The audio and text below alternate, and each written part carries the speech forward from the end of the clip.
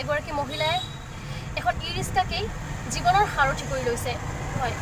পুৰুষৰ সমান্তৰালকৈ ব্যস্ত ৰাজপথত যাত্ৰী কঢ়িয়াই তেওঁ চলাইছে তেওঁৰ জীৱন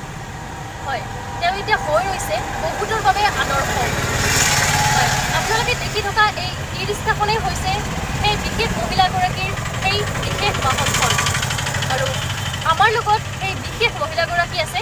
তেওঁৰ লগত আমি কিছু কথা পাতিবলৈ চেষ্টা কৰিম হয় তেওঁলোক আমি পোনে পোনে কেইটামান কথা পাতিবলৈ চেষ্টা কৰিম বাইদেউ প্ৰথমতে আপোনাৰ নামটো ক'ব আৰু আপুনি কেনেদৰে এই কৰ্মত জড়িত হ'লে মোৰ নাম মঞ্জু দাস কেনেদৰে আপুনি কেনেকৈ এই কামত এইটো মানে কেনেকৈ বুলি ক'ম এইটো আৰু কি পৰিস্থিতিয়ে বাধ্য কৰাইছে আৰু কি তাৰমানে মানুহ থকা কালে শিকে এনেইতো মানুহ কেতিয়াও নিশিকে এতিয়া মই আৰু ভাবিলোঁ আৰু কি হাজবেণ্ডৰ যিহেতু বেমাৰ হৈ থাকে মই নিজে চলা ভাল আৰু কি আজিকালিতো মানুহ আশা কৰি কোনো লাভ নাই কাৰণ কোনো ছোৱালী মানুহ চব এডভান্স আগবাঢ়িব লাগে পিছ কৰি থাকিব নালাগে আৰু কামত কোনো কোনো সৰু ডাঙৰ নাই সবটো যদি কাম কৰ্ম হ'ব লাগে সেইকাৰণে মই এইটোকে কৰ্ম কৰি যিহেতু আপুনি কেতিয়াবা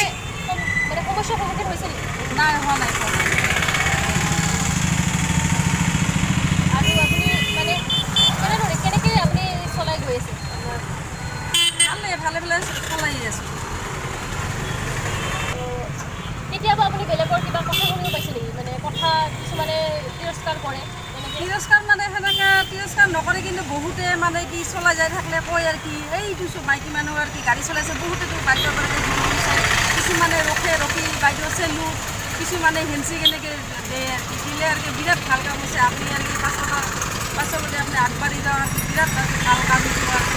আৰু এতিয়া মাইকী মানুহ চলা দেখাই নাপাওঁ আৰু কি সেইকাৰণে মই ভাবিছোঁ যে আজিকালি ছোৱালী মানুহ যিকোনো কৰ্ম কৰিব পাৰে কিয় ভয় কৰিব নালাগে ছোৱালী মানুহ সহজে মিলে মানুহ যদি কৰিব খোজে মানুহ কি কৰিব নাপাবে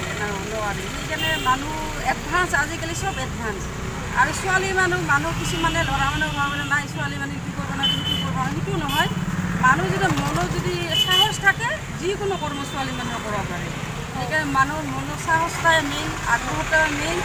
আৰু কামত কোনো সৰু ডাঙৰ নাই কৰ্মটো ভাল হ'ব লাগে ভাল পথত যাব লাগে সেইটোৱে মই জানো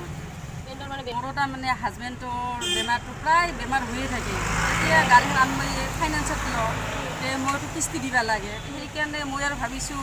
ড্ৰাইভাৰক দিলেও মানে কি ঠিক নাপাওঁ পইচাটো 200 টকা দিলেও আৰু নহয়